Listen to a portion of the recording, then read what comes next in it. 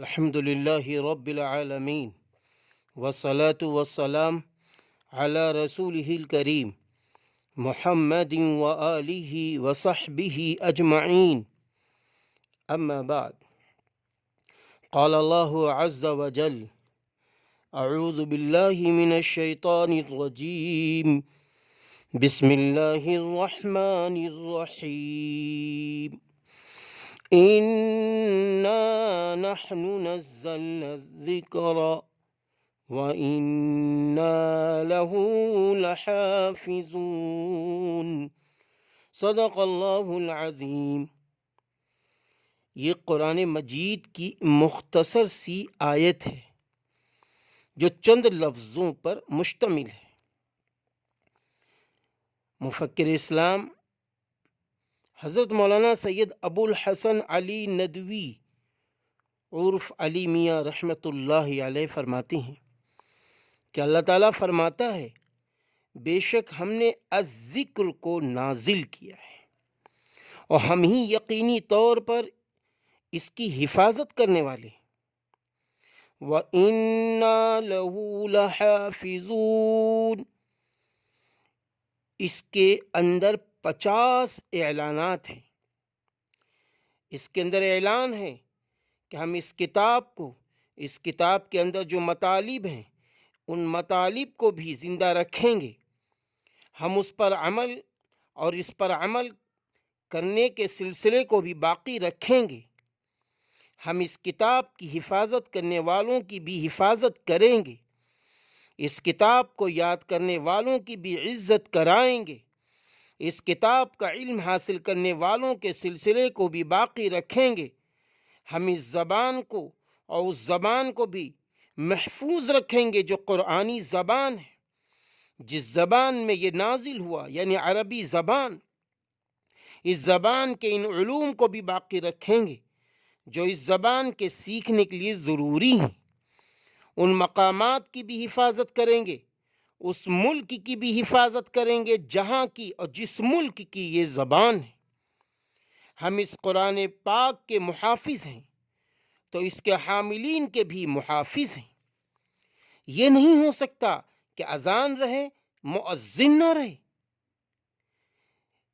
وَإِنَّا لَهُ لَحَافِظُونَ. ہمیں ساری حفاظتیں اور ضمانتیں ہیں، یعنی اس میں لحافظون میں ساری حفاظتیں اور ضمانتیں ہیں. اس لیے مبارک ہیں وہ لوگ جو اپنے کو اس سلسلے میں داخل کریں، اس کشتی نوح میں اپنے کو بٹھا دیں اور اس کشتی نوح میں اپنے کو بٹھا دیں. میں کشتی نوح علیہ السلام کس کو کہتا ہوں؟ لا اعصم اليوم من امر اللہ الا من رحم. ایک ہی جگہ تھی طوفان نوح میں بچنے کی. اس وقت بھی اگر کوئی جگہ ہو سکتی ہے، یا اس وقت بھی اگر کوئی جگہ ہو سکتی ہے جبکہ ایک سیلاب امٹ چلا ہے، ساری دنیا پر مادیت کا، نفس پرستی کا، خواہش پرستی کا، قوت پرستی کا، طاقت پرستی کا، یہ سب کو لے ڈوبے گا. اس وقت کوئی پناہ کی جگہ نہیں ہے. پناہ کی جگہ ہے تو اس وقت کشتی نوح تھی، یعنی اس وقت کشتی نوح تھی، اور اس وقت کشتی محمد صلی اللہ علیہ وسلم کشتی اسلام ہے، کشتی قرآن ہے. جو اس میں جگہ حاصل کرے گا، اپنی جگہ بنا لے گا، وہی بچے گا. مسلمانوں کی حفاظت کے لیے دنیا میں کوئی جگہ نہیں ہے سوائے اس کے کہ ہم قرآن مجید کے سائے کے نیچے آ جائیں. حفاظت کا راز قرآن کی بقا میں ہے، قرآن مجید کی تعلیمات کی بقا میں ہے. یہ ضمانت اللہ تعالیٰ کی طرف سے ہے. وَإِنَّا لَهُ لَحَافِظُونَ. ہم ہی اس کی حفاظت کرنے والے ہیں. اس لیے وہ جس کی خود خدائے پاک کرتا ہے نگہبانی، تو جس کی نگہبانی اللہ کر رہا ہو، ہم ایسی کتاب سے جڑیں، روزانہ قرآن پاک کی تلاوت کریں، قرآن پاک کو سمجھ سمجھ کر پڑھیں، اپنی نسلوں کو قرآن پاک پڑھائیں، حفظ کرائیں، قرآن پاک کا عالم بنائیں۔ یہ ہماری اور آپ کی ذمہ داری ہے۔ ہم ڈاکٹر ہیں، انجینئر ہیں، پروفیسر ہیں، سیاسی رہنما ہیں، تاجر ہیں، کچھ بھی ہیں، ہم روزانہ قرآن پاک کی صبح فجر کی نماز پڑھنے کے بعد تلاوت کریں۔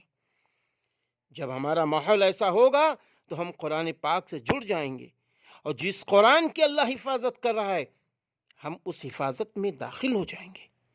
ہم دیکھتے ہیں کہ رحل قرآن پاک سے جڑی، تو آج رحل کی قیمت میرے دل میں، قرآن پاک سے غلاف والا کپڑا قرآن پاک سے جڑا، تو آج اس غلاف کی قیمت میرے اور آپ کے دل میں۔ ایسے ہی میرے بھائیوں، جب کپڑا قرآن سے جڑا تو یہ قیمتی میرے نزدیک ہو گیا، لکڑی قرآن پاک سے جڑی تو یہ قیمتی میرے نزدیک ہو گئی، کاغذ قرآن پاک سے جڑا تو یہ قیمتی میرے نزدیک ہو گیا۔ ہم آپ بھی اگر قرآن پاک سے جڑ جائیں تو اللہ کے نزدیک ہم آپ قیمتی ہو جائیں گے، اور انسانیت کا سرچشمہ پھوٹنے لگے گا، اللہ کی مدد آئے گی، سارے انسانوں کو نفع ملنے لگے گا۔